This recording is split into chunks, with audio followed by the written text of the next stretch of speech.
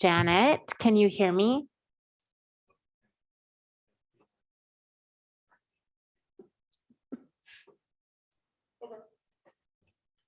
Maybe she walked away. Yeah.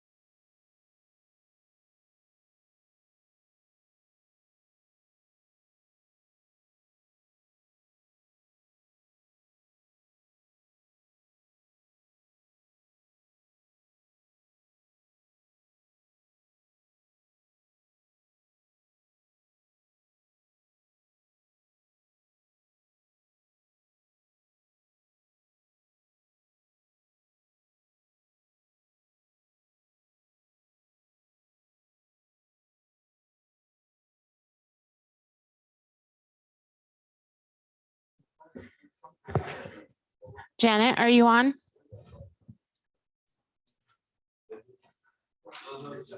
Do you know what? I think sometimes people like to get on and they go get their copy. I know.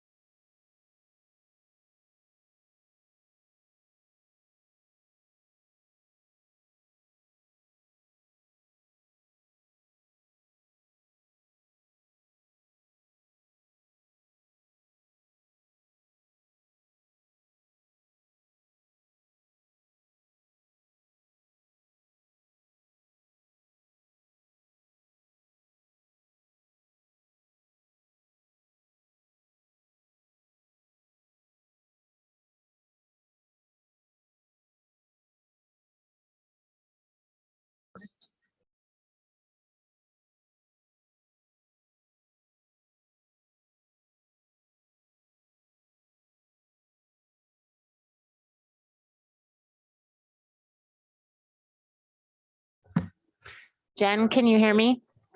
Loud and clear.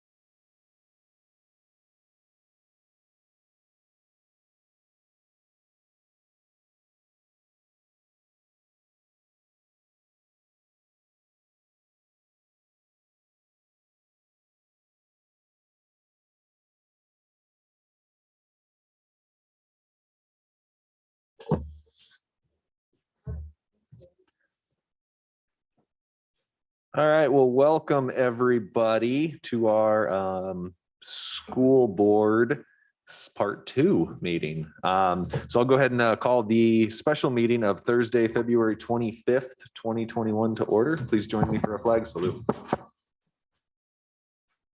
I pledge allegiance to the flag of the United States of America and to the republic for which it stands, one nation, under God, indivisible, with liberty and justice for all. Sarah, roll call, please. Mayor Eisenbach, Present. Mr. Christensen, Here. Mr. Mosier, Here. Ms. Duncan, Here. Ms. Himshoot, Here. Ms. Nelson will be absent this evening, and Mr. Knox will be here shortly. Great, thank you. And then we do have the school board present as well. So thank you all for being here again. Any correspondence or agenda changes from the assembly? Please. I'm not sure at what point to say this, but I would like to divulge that I work for the school district. Yes, please. And with previous conversations, this does not conflict you out. However, if it comes to an issue that you are sensitive of, ask again, and we can always, I was going to say we can ask our attorney who's not here, but we'll figure out an answer. All right, thank you. Thank you. Any other correspondence or agenda changes this evening? All right, persons to be heard for any item off of the agenda not to exceed 3 minutes.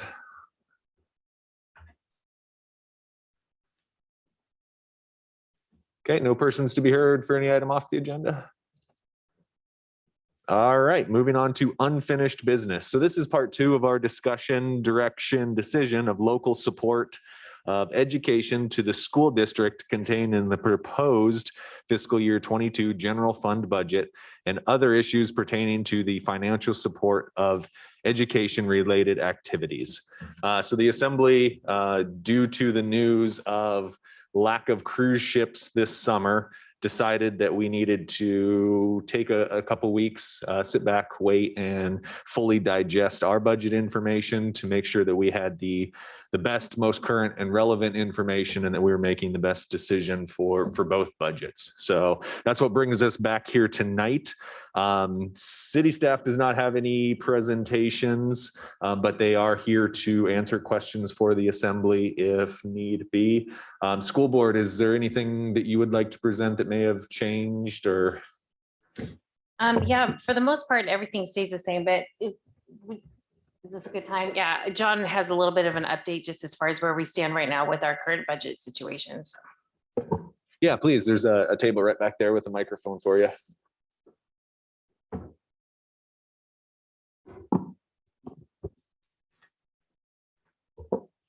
Okay, I think we're about to have something up on the screen. Melissa's working on it right now.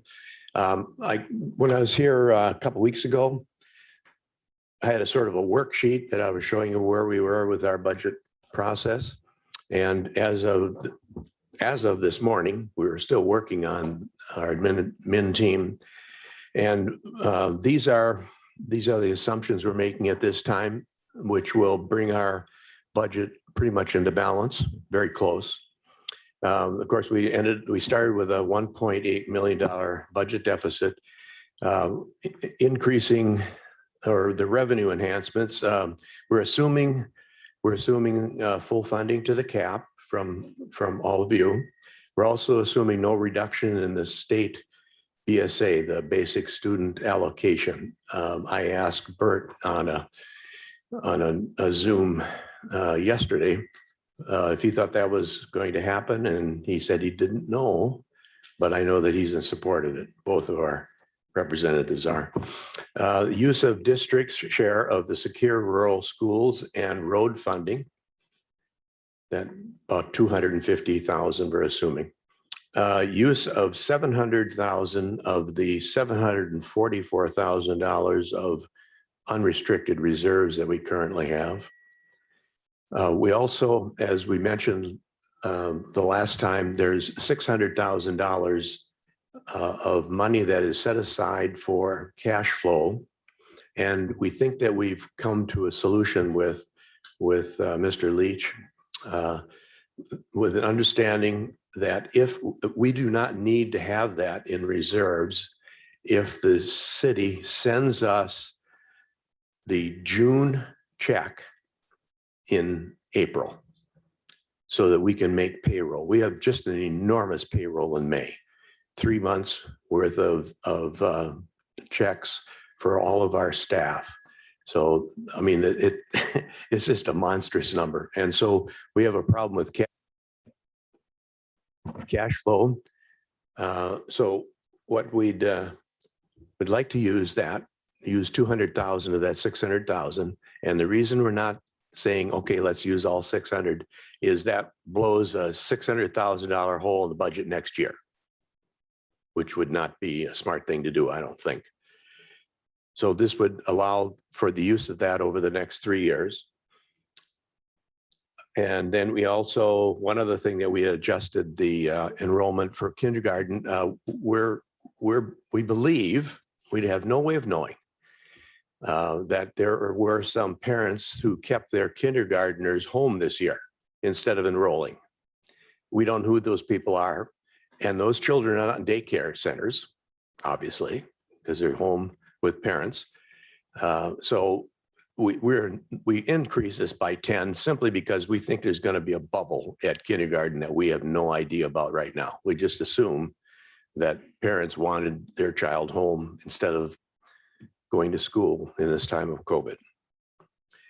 Budget reductions, we've eliminated unfilled positions, 3 certified, 1 classified.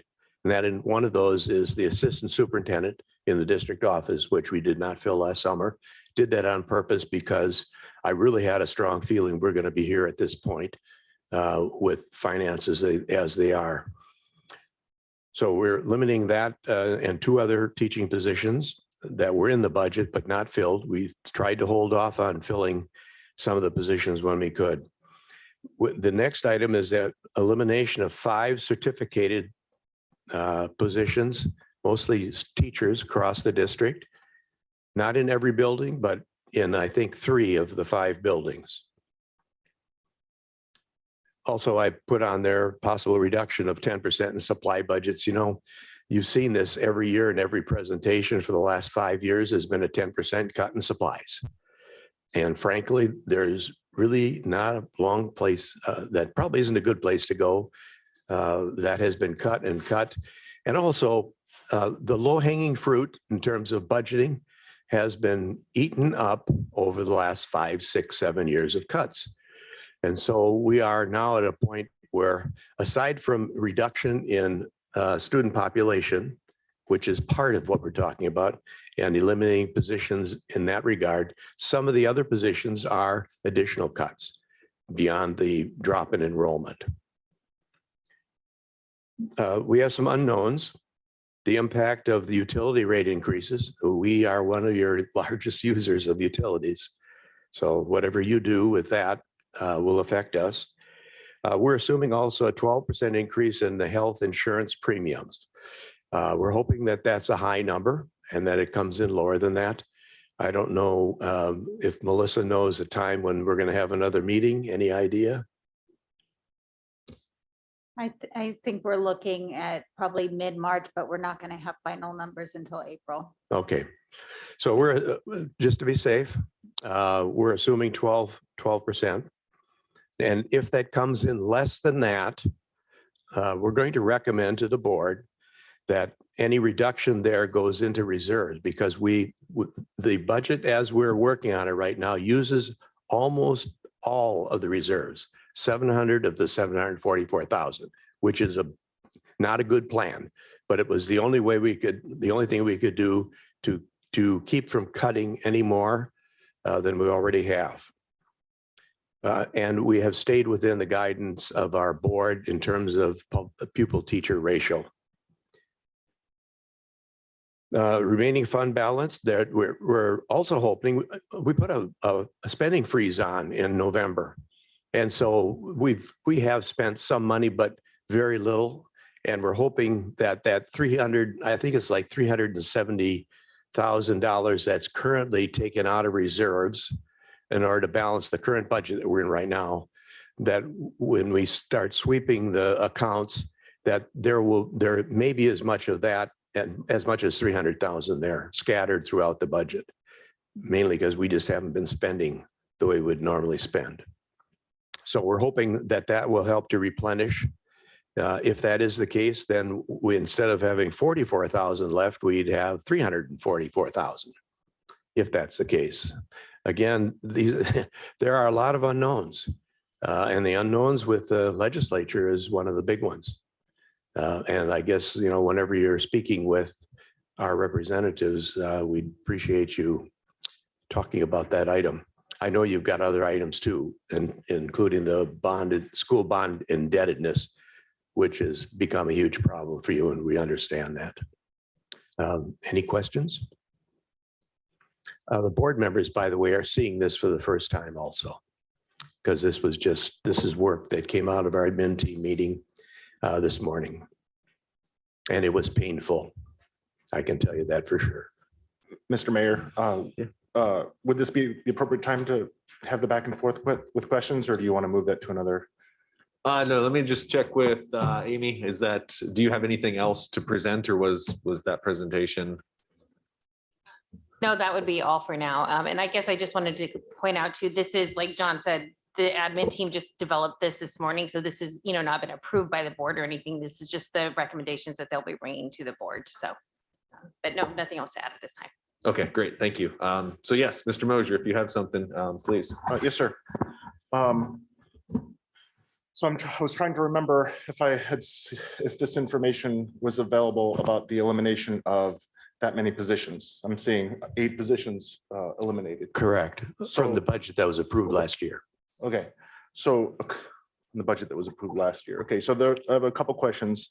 So I'll go to I'll just start with the first one. How much does the school district anticipate receiving possibly from any COVID stimulus? Do you have any ideas? Oh, I should have put that down here. We are receiving $553,000. There are pretty stringent requirements on how that can be spent. For instance, in terms of personnel, it could only be used for personnel that we add based on COVID needs. So we can't just say, okay, we're going to cover 3 of those cuts from the COVID money. We can't do that. So if you can only use that, does that mean you're going to have to add positions to use that? There are currently no positions in this budget that would qualify for the COVID money. Okay, so Correct. technically, we might not even receive that money or be able to use it then. No, we have been ensured that we're going to receive 553,000. It has not been, it's going to be, I think there's paperwork we got to give them a budget and how it's going to be used over the next 3 years, because it's intended to be used for 3 years. Okay. Last time you said you were going to use that for summer school. Yes, that is one of the uses, yes. Okay, But that's not going to take all of it. I mean, a summer school certainly doesn't cost anywhere near that much. okay. I'm just going to try to power through my questions so I can do it all at once instead of coming back over and over again. So the position eliminations, you said that was from last. So is this a carryover from last year, or is this now going to be this year? Does that make sense? Could you ask it again? So I'm seeing 8 position eliminations. Oh, That's yes. not from last year. This is going to be for this year. In the budget last year, there were 3 certified and 1 classified position that we did not fill because there were openings that came right at the beginning of the school year, and we knew that we were going to have problems with enrollment. We could already see that. And so there were positions, for instance, it was a first grade position that was in the budget that we did not fill because we ended up with fewer first graders than we had expected when we did the budget. Okay, so technically those are actually from last year, not this year. Correct. So what about the 5 certified positions? Is that the same thing, or is that for? No, these are positions that we're going to have to eliminate in order to balance the budget. Okay, thank you. And I think you already answered the other question. I was going to ask if you received COVID money, would you be able to you have to use in your reserves? Previous COVID money has been spent. Okay. There was a round of that a year ago, or not quite a year, about 9 months ago, and that money has been spent. all of Okay. it. Thank you. That's all my questions for now. Thank you. I just say, at this point, if I can, I'd like to get the motion on the table and then we can continue to discuss. If, that's okay. I mean, because that way we can take testimony from everybody and things and not just back and forth.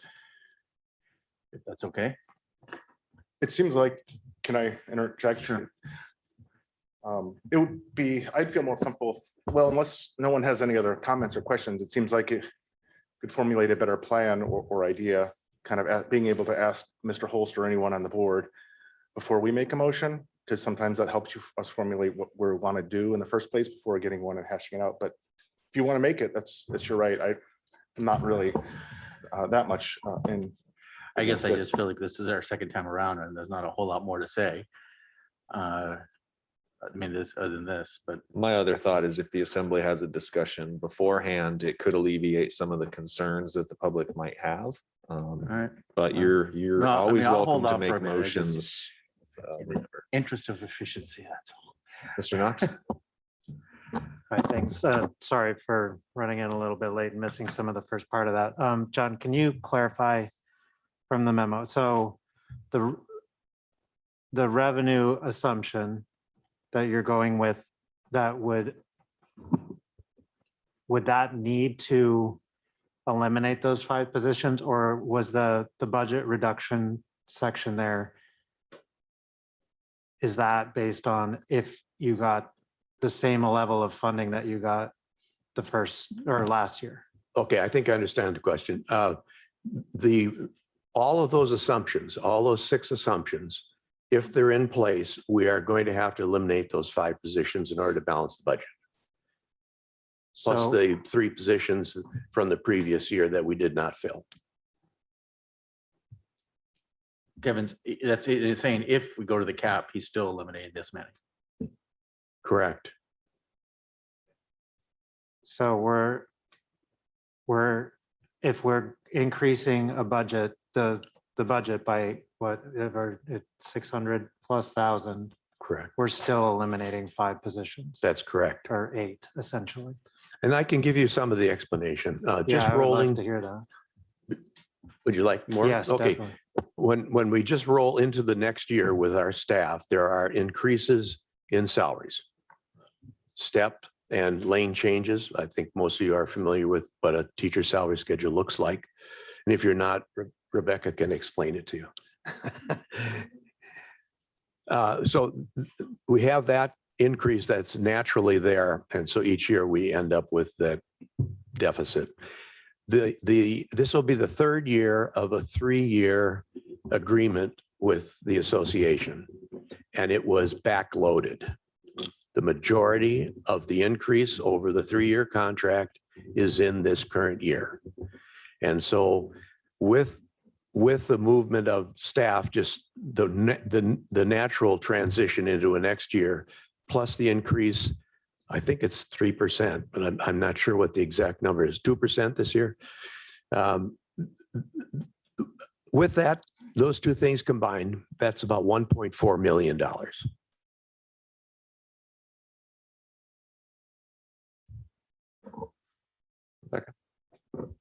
I wanted to ask the administrator for some clarification on this 600,000 number when he's available.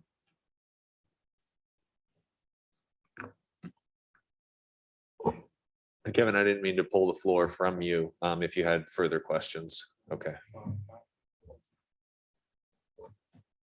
I guess I'll take a minute then while they're discussing and kind of just give my thoughts on where I stand right now. And I guess for me and for the last, 7 school board budget cycles, I've always come into this with the perspective of why should I fund to the cap? And I've been looking for those answers of why should I fund to the cap? And I've been working back and forth with school board, working amongst the assembly, working with the public on looking for reasons on why to fund to the cap. And I originally, a couple of weeks ago, started the meeting with that mindset too, is why should I fund to the cap? I think in the last couple of weeks, I've changed my mindset. I want to start approaching school board budgets with a different mindset. And that's why shouldn't I fund to the cap? Let me find a reason of why I shouldn't fund to the cap. And let me tell you, it's really hard to find reasons to fund to the cap, but it's even harder to find reasons why you shouldn't. So that's how I'm approaching this meeting tonight. And I'm looking for reasons why I shouldn't. So if anybody in the public that's joined us tonight, if assembly members have compelling reasons on why we shouldn't, I want to hear them. I want to hear them because there may be justifications on our budget hurting more. I don't know, but I think that's a easier and harder question for myself to ask and answer. And that's the perspective that I'm going to be starting from this evening. So Rebecca had something for our administrator as well. Yeah, I heard that $600,000 figure again. And I know that I've had some conversations with the administrator from the graph that you guys put together for us, which I think is phenomenal. I'm not seeing $600,000 on this graph. So if we could get clarification of what the difference in the ask is year over year, that would help. So I think a nuance of the $600,000 that the school keeps as part of its fund balance, it's restricted for cash flow because they have certain times of the year where cash flow gets very tight. This is something that we can make a non-issue by the timing of our disbursements. What we do is we take the biggest chunk of the funding we give the schools and we split it up and disperse it evenly over, it's, I think, close to $600,000 a month. And for us, instead of doing the May and June disbursements separate, we can alleviate a great deal of their need to hold that cash flow in reserve just by doing $1 million disbursement in May instead of the two separate ones. So that's something that we can easily do. The only thing it would cost us is a very minimal amount of interest that we would otherwise earn on those funds. Yeah, if I can continue on, that's not the 600,000 I was talking about. I think I grasped that, which I think is, really creative thinking, and I appreciate it. The 600,000, we keep hearing that there's a $600,000 increase in the ask, and that's not the number. It's more like 150,000. Unless Mr. Leach, you can help me.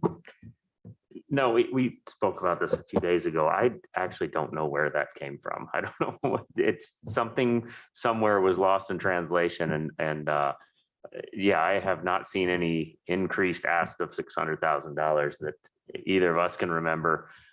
So I don't know if we jumbled up some numbers somewhere else in talking about some other aspects of the budget, but yeah, year over year from last year's local contribution to education versus the ask this year, it's about $150,000 difference increase. So for $150,000 over what we gave last year, we have the possibility of having our schools open if strains of the virus or whatever comes into play. That means we're in this same situation next fall, which I'm really hoping it doesn't, especially not in Sitka. But the fact is our schools have been open when others have not. And part of that is because of the support we have for schools in Sitka. So that would be a reason to fund to the cap, Mr. Mayor. And I thought I had your question figured out, and then your 150,000 threw me for another loop. And let me explain why. Because in your fiscal note on your memo, it says if the assembly should support funding to the cap as presented, it goes on, this increases school funding in the general fund by 395,000 over fiscal year 21. I think the nuance there is secure rural schools. If at this point, we can't budget secure rural schools because it hasn't been reauthorized. So Yes, if you add those two together. That makes sense on this $400,000 number now. So, yeah. So just the funding for last year was 7.618. Yes. And then for this year, if we fund to the cap, it would be 7.764. Is that correct? Correct. And that number in the fiscal note, you have to remember when we came forward, that was not looking at cap numbers. That was looking at a flat line budget of just the local contribution to education piece of it. So there was a lot added on to that. So yeah, that 395,000 was not an apples to apples comparison of what they got last year and what they're looking for this year. Yep, and I just would note that we would go up to, if Secure Rural Schools is authorized at the level it has been, if we approved funding to the cap, along with our PAC and all of those things, we would, the total outlays for the school would be up around $8 million.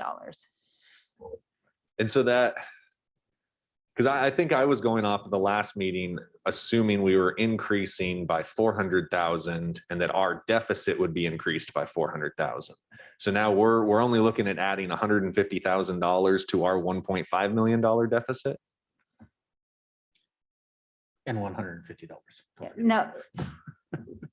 It's about 400,000 that we're adding. We would be adding to our deficit if there's a motion to fund to the cap.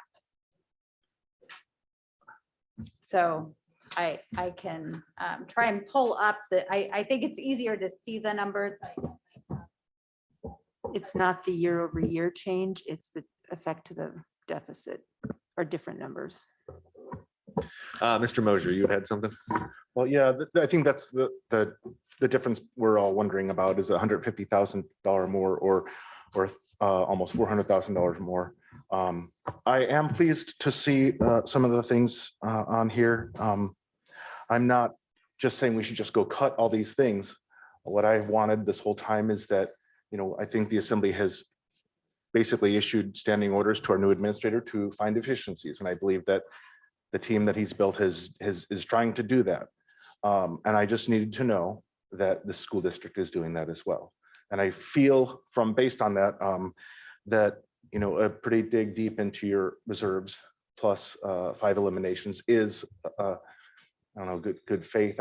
It sounds bad to say that. It's just that we're all in this together. It's not we all cut and then you guys now having, so I appreciate that. I feel better about that.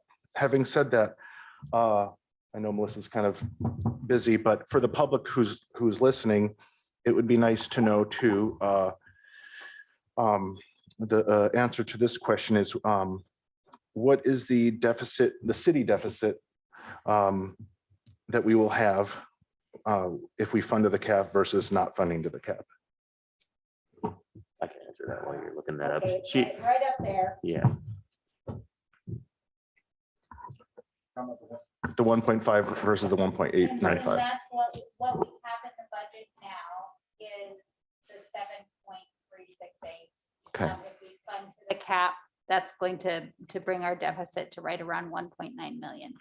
and that's where I need to explain where the 7.368 means. So when we brought the budget forward, we did flat line from the year before, just in level of services, we went flat line and we removed the non-instructional stuff because that's always one that's up for question every year. We So actually, it's all in there, because we didn't differentiate, it's the secure rural schools. So you can Okay. see in the preliminary, there's a 0 by secure rural schools. So that's, So. Yeah, so, and I'm not gonna make the motion. But I mean, it strikes me that first of all, even if we do go to the cap, we're still looking at 5 teaching positions, 3 non-teaching positions, correct me if I'm wrong, guys, if I get this wrong. And I think it hurt not having those this year. So, I mean, it's going to continue to hurt. Not having an assistant superintendent, I know that people were wearing multiple hats. And sometimes it took longer to get things done because of that. And people were stretched thin.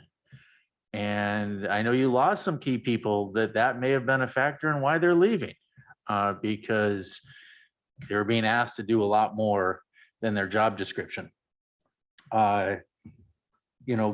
Even with going to the cap, it sounds like you're going to be asking parents to provide basic supplies to the classrooms again. I don't have a problem doing that for my girls. I can afford it, but not everybody can. And so, I remember Jay back in the day, or maybe as far back as Dave Wolf, talking about why we have reserves and saying we have to have a certain number of months that we can run there's some colorful terms that come to mind, but if disaster happens, essentially, that's why we have reserves, is to, if something terrible happens, we can keep running. Well, guess what? Something terrible happened. This is why we have reserves. That's exactly why. And looking at our budget, the 1.5 is carryover from last year. And so in reality, this is, to me, clear why we would do this, is because this is why we we build up reserves for when bad things happen. And so, you know, I don't see it as being out that far out of the norm. This is exactly why we planned for as long as I've been in the assembly, why we built up reserves. If this were a normal year, if such a thing happens, and we were nothing, we hadn't had the pandemic, and now we were looking at going into, that would be a very different situation, but it's not. So I have no problem going to the cap, because this is exactly why our finance department has done in the past and continues to do, is to be very frugal and careful. And obviously the school district is also, when you saw the memo, is going to be cutting harder than the city is. So I won't make the motion yet, but I think it's close to time. Kevin? Sorry, I'm not trying to hog the floor here. Yeah, I do believe the schools have a huge value. They add, there's a lot of downstream things that value that it adds. My only concern is, you know, I'm just talking out loud. I'm just, you know, say we fund to the cap now, it's, you know, what are we going to do next year? You know, how long can we keep doing this? Looking at Melissa, but I know that we're anticipate some COVID money for the city as well. From the feds, and we're hoping to have a cruise ship industry, you know, a full cruise ship season in 22. I'm just concerned about, you know, how long can we do this? How long can we spend at this level?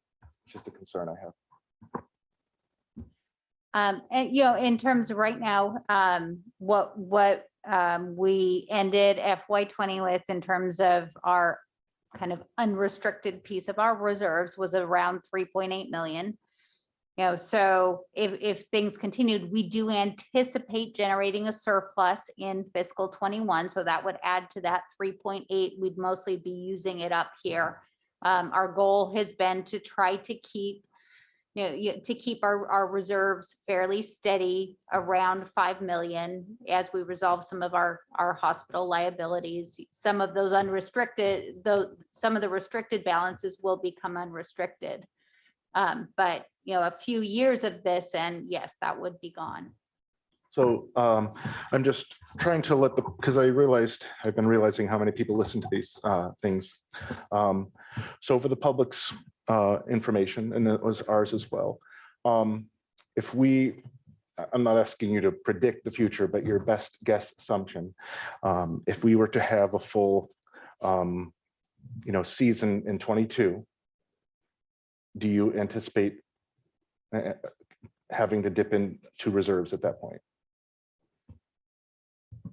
I would say at that point, it's really going to be a decision of the assembly on addressing our backlogged capital, because again, that's one of the biggest things that we have done in response is put a halt on appropriating new funding for capital, and eventually that's going to catch up with us. Thank you. I'm just, no, go ahead. I've taken that. Well, it's always an interesting exercise to try to predict, of course, if you go with, you know, Gary White or Chris McGraw, 22 is going to be, you know, stellar for the city of Sitka. Sales tax wise, selling water wise, you know, all kinds of different things are going to start, you know, coming our way, but who knows if any of that kind of stuff is going to be able to happen. Who knows? I think the other question that, you know, we need to ask, and we, you know, it's the hard one, is if that preliminary budget, the 7368 is what is handed down, what does that look like? How many staff positions, how many additional staff positions at that? What does that do to the district? And I hope we have a way to look at that picture. 'cause What I we, think that's we gonna be big. generally look at, elimination of one certificated position is about $100,000 Right. roughly. And again, it depends on circumstance, if it's a position that's filled by a teacher who retires, that's at the top of the salary schedule, it's more. If it turns out that it's a position that's occupied by somebody who's at the bottom of the scale, it's less than that. But in general, I think that's how we kind of, if we're looking at $300,000 deficit, we talk about 3 teaching Well, positions. this is nearly 4, so you're talking 4. really, Yes. In the end. Okay. I'll make a comment on that. So yeah, you're talking about 4 teaching positions, which I think, obviously results in larger classroom sizes, which then there's all this data that shows, what that means as far as having large class sizes. Not to get off topic, but one other thing I was just going to mention too is that you have to remember we got, I forget what the number was, but quite a bit of COVID funding from the city 6 months ago or something or probably longer than that we used for 20-ish AmeriCorps volunteers.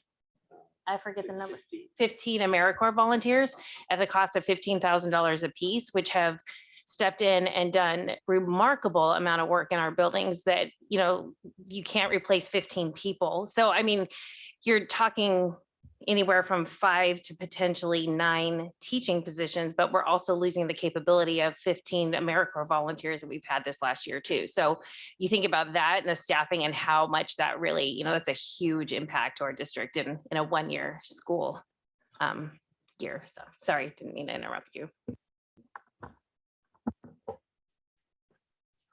Tor? All right, thank you. If we get back to it. All right. I move to direct the municipal administrator to include in the FY 2022 draft administrator's budget a total amount of $7,764.64 for local support of public education, including $7,557.150 to be paid in even monthly disbursements, $150,000 for reimbursement for maintenance of school buildings, and up to $57,000 to be used to pay for the Performing Arts Center utility account. Should secure rural schools be reauthorized, it should be included in the FY 22 budget for local support of public education at 50%. Second. It's been moved and seconded. Melissa, do you have the ability to put that on the screen so that the public can see all of those numbers as well? I think it was in the presentation. Awesome. Thank you. All right. So for every. Can I Yes. make just a friendly amendment right before we move forward? Instead of saying even monthly disbursements, I'd like to give staff the latitude of being able to do appropriate monthly disbursements. Sure. Understood, and thank you for catching that so that we can do the shifting as indicated by the school board. So it's been moved and seconded to fund to the level of 7.7 million. And for the people in the audience, you can see that on the TV screens around the room, the entire motion there. Is there any public comment on that motion?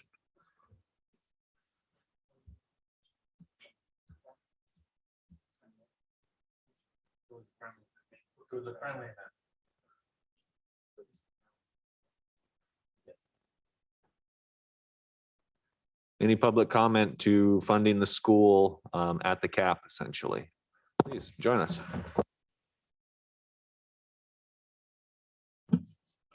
Hello there, my name is Bridget Hitchcock, and I thank the Assembly and the school board for your leadership during these crazy times. I have 2 children in the school district, and I'm very proud of how the schools have managed this pandemic. This is a challenging time for schools and will continue to be in the upcoming school year. If there was a time to fully fund the schools, this would be the year. Whether they've been attending virtually or in person, kids will need extra support next year. Keeping class sizes small and having counselors in all the schools is absolutely vital. Fully funding the schools will give the schools the money they need for the extra support and retaining essential programs. I realize that the city is in a tough spot, but I think that fully funding the schools should be a priority every year. I really liked the mayor's comments and actually all the discussion that I heard tonight. Why why wouldn't we fully fund the schools? I mean, we all know that the kids are the future of this town, of this country, of the world. And I think it's very, very important that we prioritize not only their education, but also all of the things that they have to overcome this year. It's just been a crazy year. So I fully support the motion, and I appreciate, again, your leadership during these times. And I hope that you will hear the concerns here tonight and do the right thing. Thank you. Is there any other comment on the motion?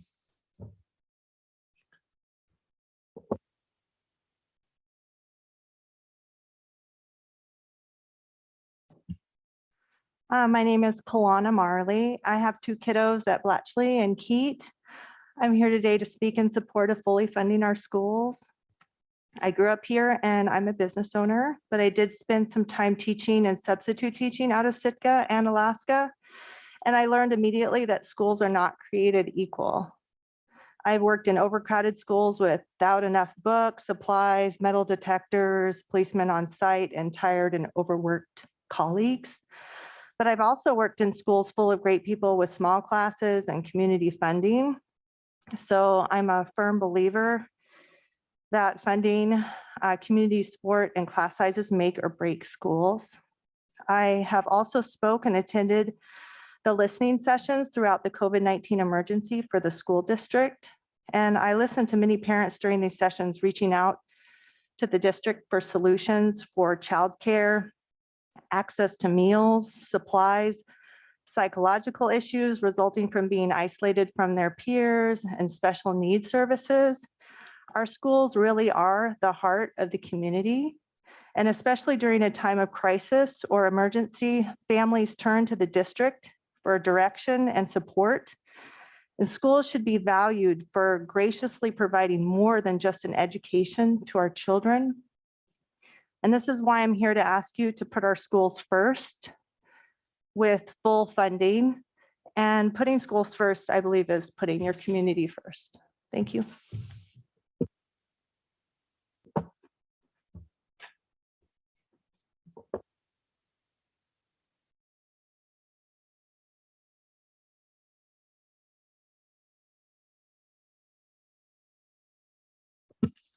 Good evening. My name is Catherine Pression. I'm a resident of Sitka and I have two kids in the school district. I appreciate everything all you guys do. I know this is all volunteer work for most of you and I appreciate everything you put into it. And I know many of you are parents of kids in the school district as well. So thank you. These are tough times, as everybody has said. I think these are the times we need to think about stimulus. This is the time we need to think about inspiring people. This is the time when teachers are losing students through the cracks because of the times online, the accountability, some of the things that are really difficult during these times. This is when we need to dip into those savings, into those reserves. This is the time that those monies are put aside for. So I really encourage you to think about the future. Why wouldn't you do that? Think about those guys that are going to be our future. They're the creative thinkers. They're the next generation. So please invest in them. Thank you.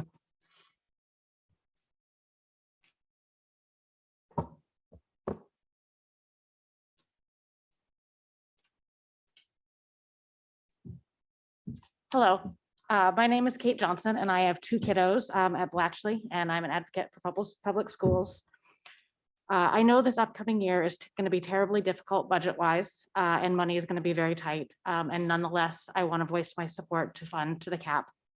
The year has been so hard on families and next year they're going to need all the support that they can get just to keep from falling through the cracks and falling further behind academically and socially. I believe it would be a poor time to make even more cuts for teachers and counselors right now when we need them the very most. I know that we're faced with some really hard budget decisions and you're working to craft a budget without the money that our city really needs. And so I appreciate all the thought and the work that you're putting into making these hard choices.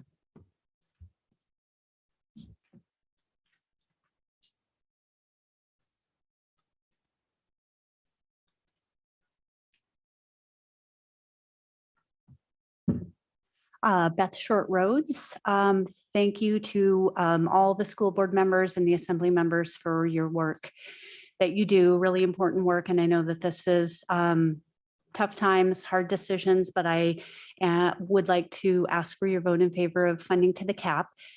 And one thing that really hit home this year when online school was happening, and even when in classroom instruction was happening, was, I mean, I always felt very strongly that schools are so important. But boy, did that really hit home this year as I saw, you know, my daughter struggle during the pandemic, and school was the biggest thing that she had going for her. It was what kept her going. And it was difficult during the online instruction, but boy, did those teachers work so hard to keep kids engaged. And I'm so appreciative of that. And you know, schools are they're the building block of our community. And so when we fund schools, we're not only funding the education of kids, but we're also helping their families. We're helping the parents. If their kids are in school and they're getting the services and the education that they need, it filters upward into parents so that they can, you know, do a better job with keeping their family together and, you know, holding down a job. And that in turn filters up into the economy where we have good employees for businesses and businesses do better. So I really see it as starting, you know, from these building blocks and funding those and having them filter upward really into families and businesses and the economy. So thank you very much. And I urge you to vote for full funding.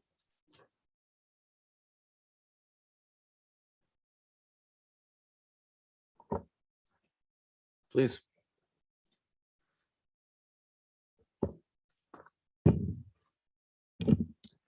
Denny Crane.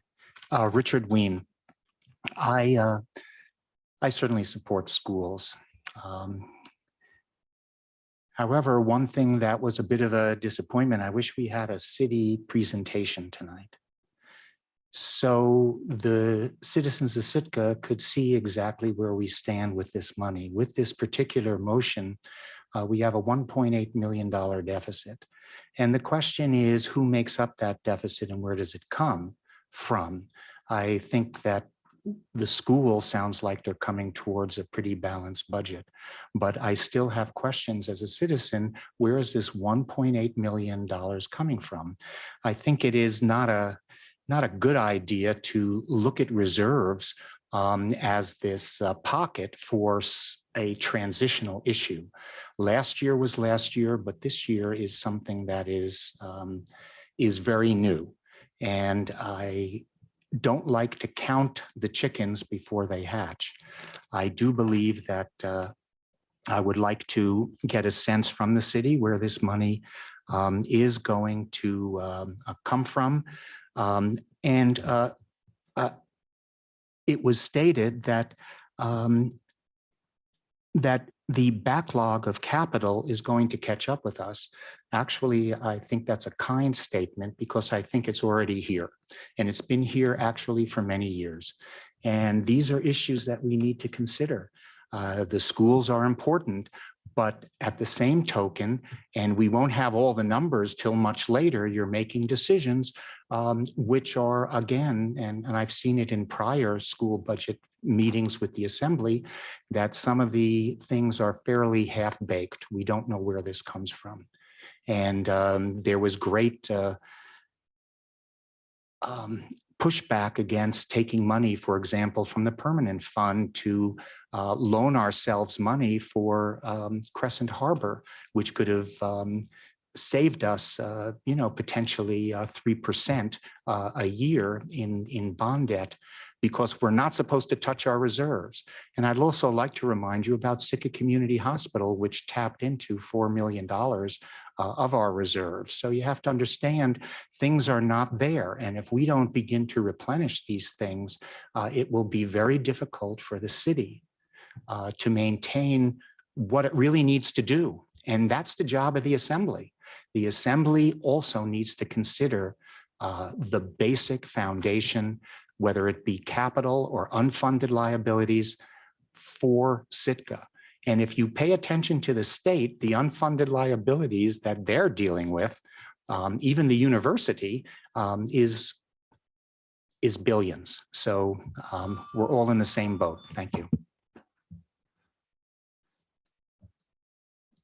Is there anyone else from the public who'd like to speak to the motion on the floor?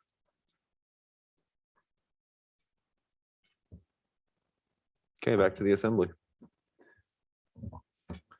I'd like to make an amendment, but if other people want to talk first, I just wanted to let you know I'd like to make an amendment to this before we go to a vote. Either or, now or Okay, I move to change the amount funded from 7.764150 to 7.5 million.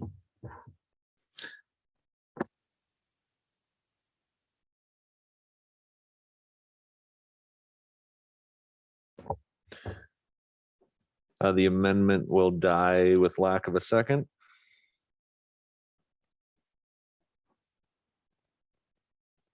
Hearing none, the amendment dies. We're back to the original motion. Kevin?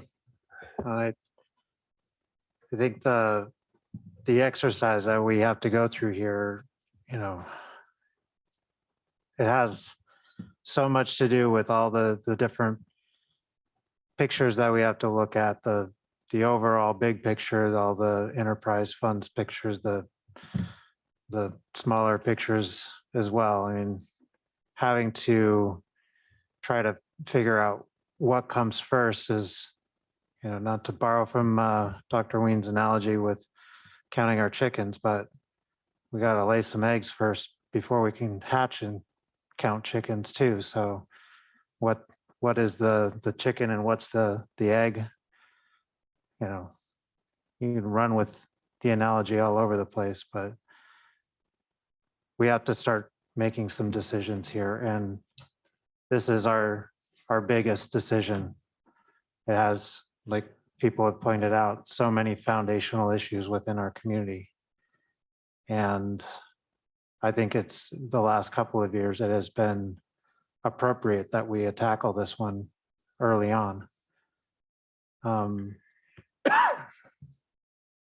It is a difficult one to see that even funding to the cap, we're having to look at the kinds of cuts that we would see within our schools, because those positions, those teachers, those are families, those are, you know, people within our community, they're our neighbors, our friends.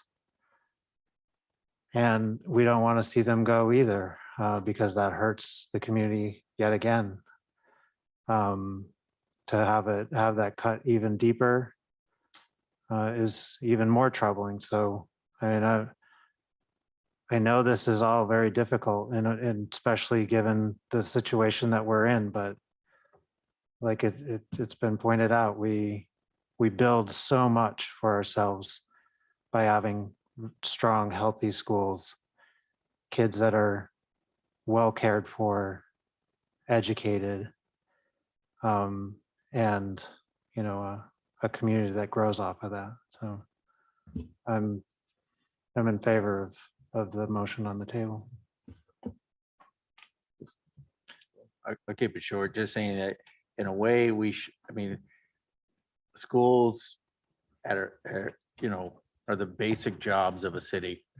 And in a way, we should be really glad there is a cap from the city standpoint, because, you know, I'd love to see us not have to cut teachers this year, but the cap prevents us from going any higher. You know, in a sense, this is the least we can do. And, you know, I've heard a lot of times saying, well, gee, people are hurting, we shouldn't be doing this. And I was racking my brain trying to figure out how we hurt anybody by doing this. In fact, we help the economy by keeping their kids, but not just the jobs that are at the school district, but also the fact that people is, you know, the better the schools are doing, the easier it is for people to work and have their kids at school. So I very much support this. And I think we should move on with the rest of the budget.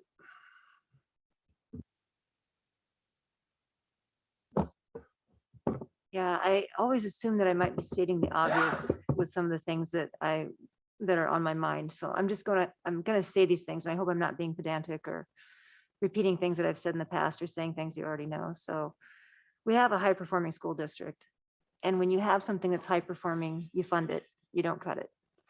So I want our roads to be high performing. I want all of Sitka to be high performing. But the fact is, we have a high performing school district and a board committed to making sure that district performs better for every kid who needs it.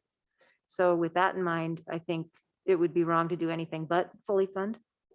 I loved the mayor's comment earlier about give me a reason not to. And there are certainly arguments to be made for other needs for the money, but there is no higher need for that money. And I think in an ideal world, there would be the resources for everything. And in an ideal world, we would come to this meeting and we would say, school board, what do you need and how can we help? And so with that in mind, anything less than full funding feels like it's not the right thing to do. And then we had parents come to us begging for the schools to open during that brief period of time that Sitka schools had to be closed. And I'm certain those parents would support us if they were here tonight in trying to fully fund our schools. When I look at the district saying they're going to go down to $44,000 in reserves, if I understood that right, that scares me.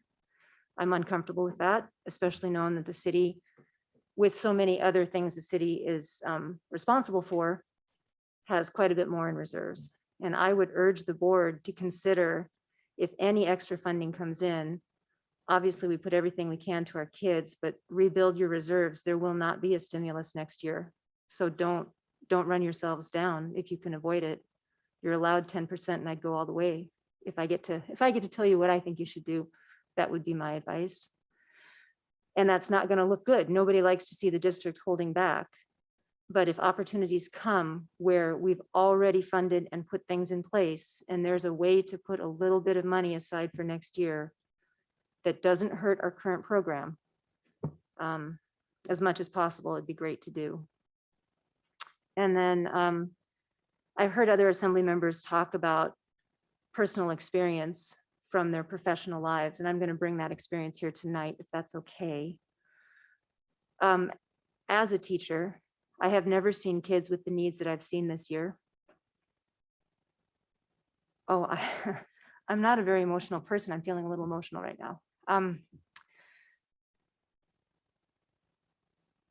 When we get our kids back, I hope full-time next year, the work that we, and I'm speaking as a teacher right now, will need to do is immense for our families and for our students. From my personal experience, I have never seen kids work so hard to get an education. We said, come to school, but you have to wear a mask. They're doing it. We said, come to school, but we are going to work really hard because we can't be here all day, and they're doing it. And I'm seeing incredible gains in my students, despite everything. So when I see kids working as hard as our kids are to get an education, I say, let me do everything I can to make that happen. So with all of that in mind, I think I'm stating the obvious once again, but I'm 100% in support of as much funding as we can possibly give the district this year. So I will be a yes vote. Thanks.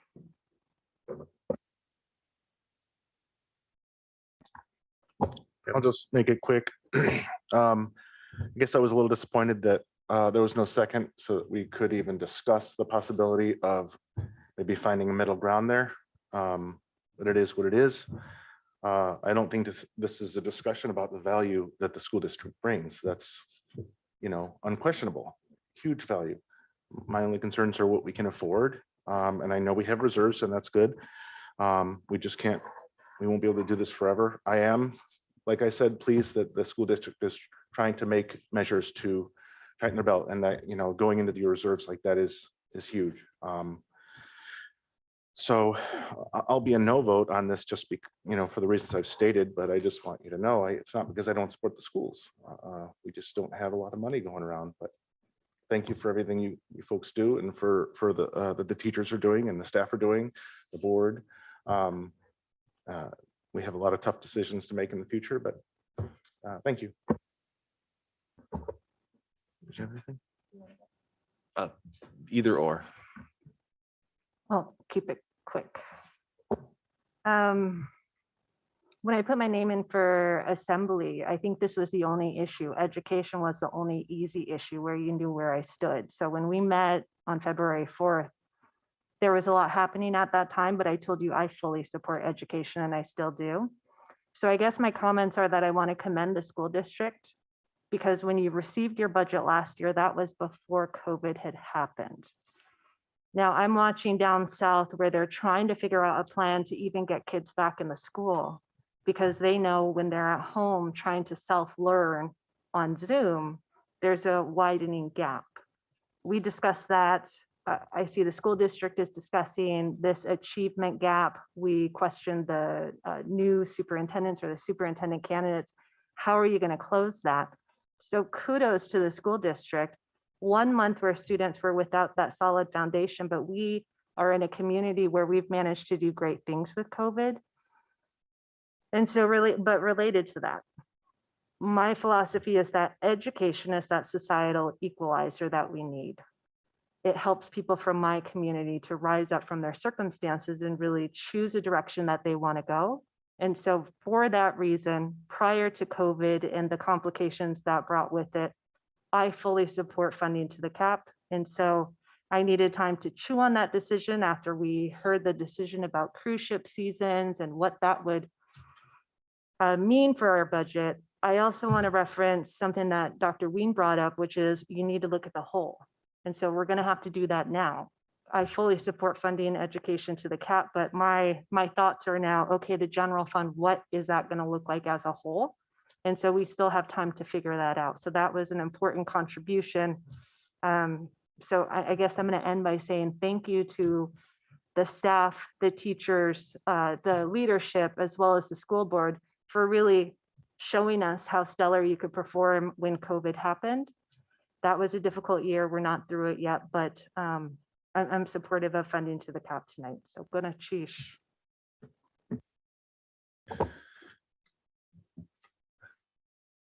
So I think one part that hasn't been said tonight in everything that the assembly's talked about since the motion has been made is that I believe this 7.7 is going to be spent very well. I believe the school board that sits in front of us today is going to go to great lengths to make sure that every dollar is spent very, very well. I believe our outgoing school administrator and our incoming school administrator, which I've heard great things about, are going to go to the extreme lengths to make sure that every dollar is spent very, very well.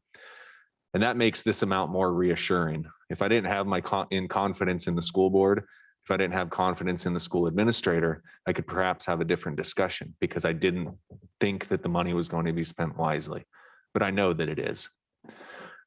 I can't tell the school board how to spend the money that we're giving tonight, but I do have a heads up and a heartfelt request for the school board for this year and for next year. I said, give me reasons to not fund to the cap. One of the things that has become very near and dear to me is our achievement gap and boosting up those students who need the most help.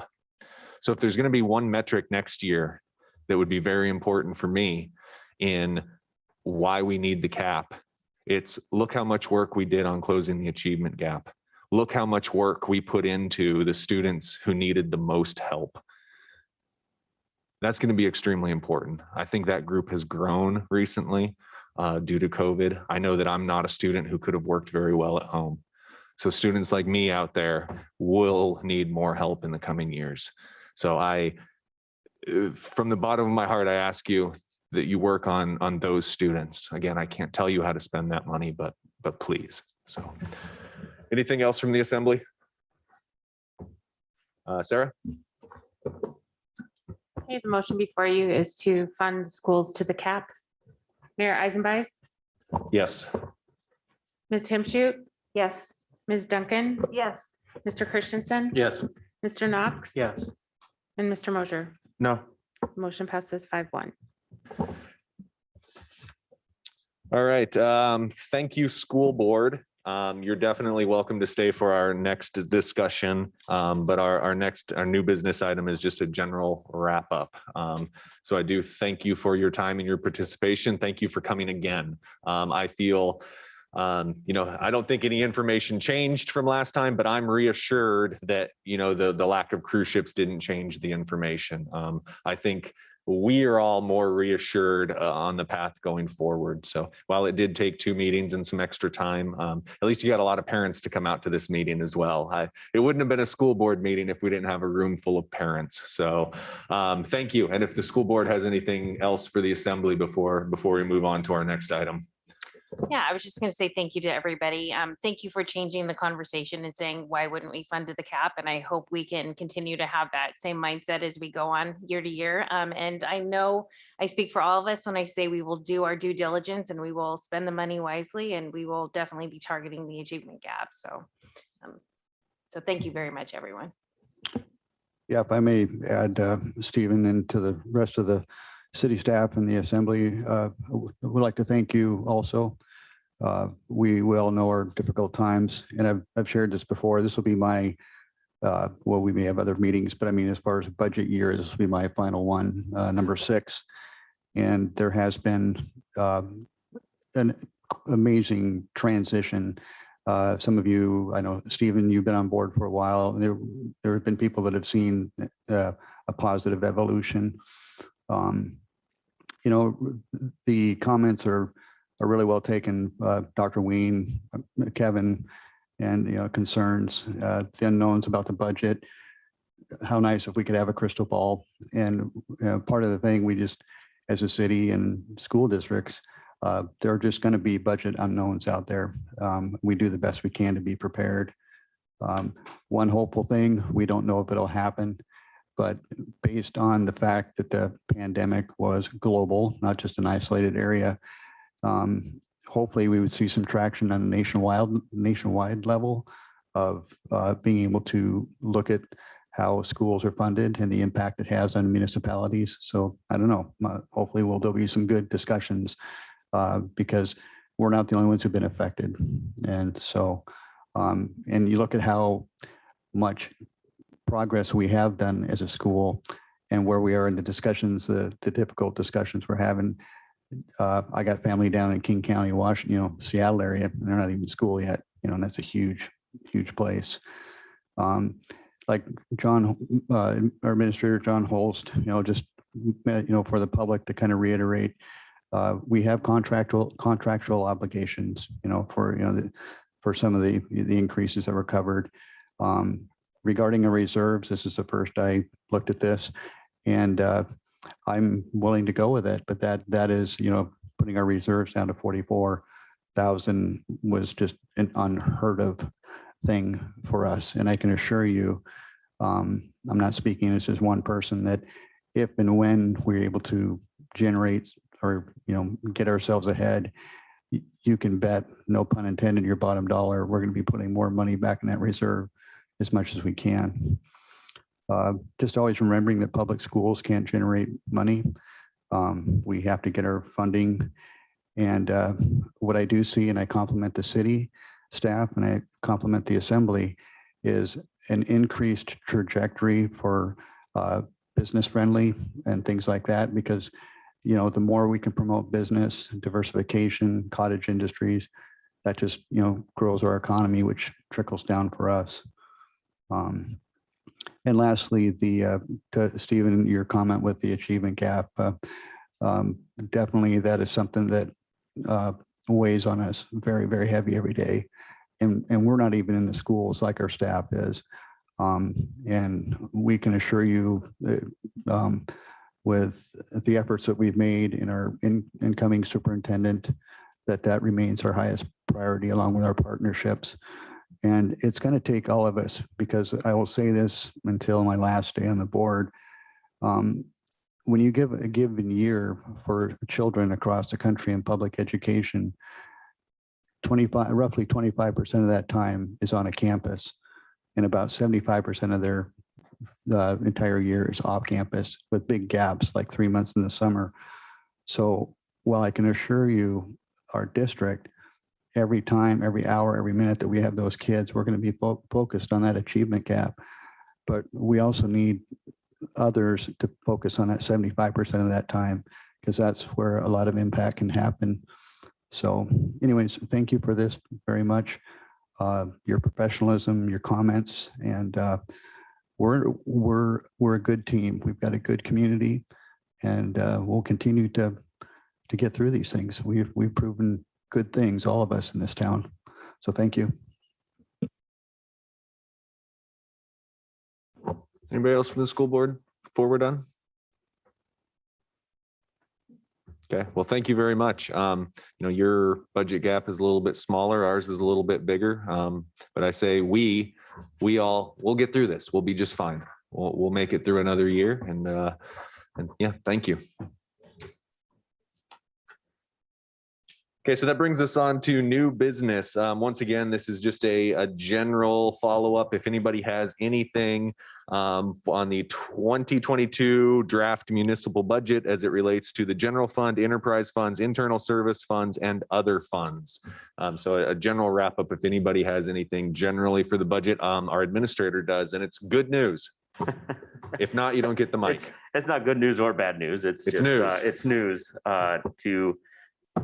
to prepare for our next budget meeting. I think it's effective immediately. Yeah. we will have a new budget meeting. I think it's the 4th is the next talk on the general fund, and that'll be the draft budget. And schools obviously one of our core functions. We've said that since the beginning. Public safety, public infrastructure, and schools. Those are the 3 things that we have to do. And if we're running and I'll use air quotes here for deficit budget, because we're looking at potentially some surplus from this year and then our reserves. But regardless of what we're considering a deficit or not, we're having this conversation about dipping into reserves. And just some things to think about as we go into this next general fund talk, since this decision can affect where we go on the general fund. I'm still going to present what we discussed last time, but there's no doubt in my mind that some of the initiatives that I have presented could be up on the chopping block or up for discussion and consideration. But I want this group to understand that everything that I'm bringing forward, and I'll use air quotes again, as a new initiative, these are not necessarily new initiatives, but the things I'm bringing forward, we did great work to prove and show that every one of those things is tied to public safety or public infrastructure. Not necessarily schools, since we just finished that one here, but we're tying to public safety and public infrastructure and just trying to be more efficient with the things we're supposed to do and improve and kind of get things back on track. So as we look into this dipping into reserves, and if we have to have these conversations, I'm going to move forward with my budget. I've used this term before, and I wish Brian was here to say it because he loves this one. Whatever you guys give me as a budget, I'm going to salute and execute, and we're going to make it happen. But let's have the conversations next time on the things we have to do and the things we don't have to do. But I really just want to sell the things that I brought forward are things that I'm confident we have to do. And I'm prepared to bring another list forward of things we should consider if we have to make some further cuts. That's all. Great, thank you. And can you remind us with the meeting shift date when we will be receiving our first draft budget? You should get that by the end of the day tomorrow. Okay. And that Yep. will be just the general fund portion of the administrator's budget. Yes, thank you. Anything from the assembly on this item, Crystal? Just meetings. I have something on March 4th. And then March 18th. And then April 1. Is that the special budget meetings that we're going to continue to have as we review? Rebecca? Seriously, there's a budget meeting on April Fool's Day? Okay, I'm in.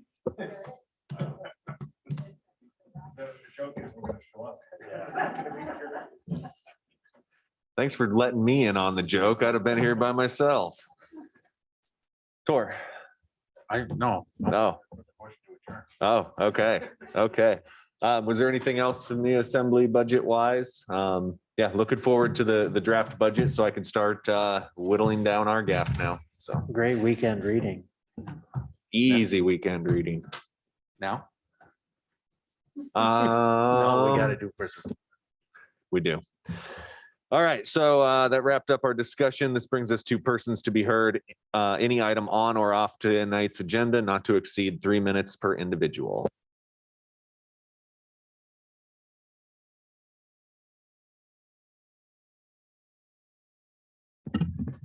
Richard Ween. I do have to voice my support, obviously, for any type of education. Anytime you have an opportunity to learn, it's something good. And tonight, the school system received to the max, to the cap, etc. So I don't want to wax any particular way, but from everyone who has been given much, much will be demanded. And from whom has been entrusted with much, much will be asked. And that really boils down to the achievement gap. I have to tell you that Alaska is still way at the bottom in reading and math. And I know that they're there because of tests, national tests, state tests. And I've heard from the school board, these are rabbit holes. There's really nothing to them. And so I don't know what metrics will be used to actually measure the achievement gap. So I feel that that is a bit problematic. How can you approach a problem to fix it if you really have no way to measure what the fix is? And I feel that there are certain groups, most notably the Native community, that is, at least according to the tests, are having a disproportionate effect in the achievement gap. So as I mentioned, and believe it or not, it's from Luke 12:48, from everyone who has been given much, much will be demanded. And I have to tell you, this really has to be a demand. The achievement gap with the money you received has to be met. That being said, I still want to know where the $1.8 million is coming from. All of the fees have been increased. We're talking now about tapping reserve and going through all of these various things. And I still want to know where the money comes from. This is not feel-good stuff. This is general ledger stuff that we really have to consider. And it's even funny when you look at the what's happening at the state. I wouldn't be expecting much from them. The feds, they have a printing press, so who knows what's going to happen there. Maybe something good, but I still don't like to base my plans on wishes and hopes. I like something more solid. So please get down to the budget stuff, and it'll be interesting to hear because it's the people who pay. Is there anyone else tonight from the public who'd like to be heard on or? Yeah, thank you.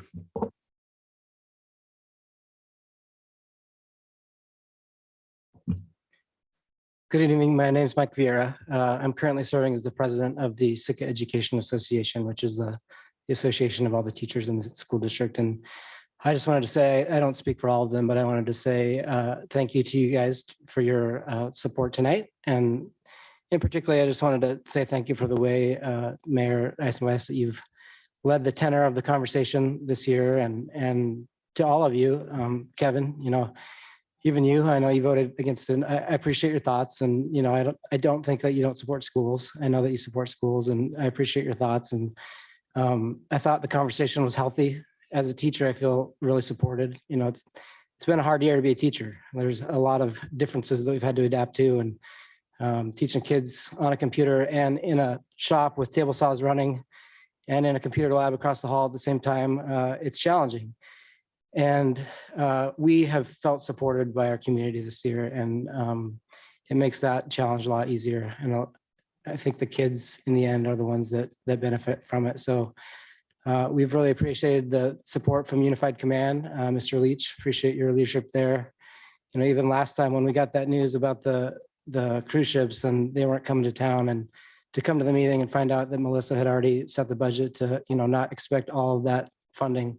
It's comforting to know that we have strong leadership that's anticipating those things and setting us up to be successful. So just wanted to say thank you for all of your time and efforts. And as an educator, we feel supported to get in the classroom and focus on kids with the work that you guys are doing for us. So thank you.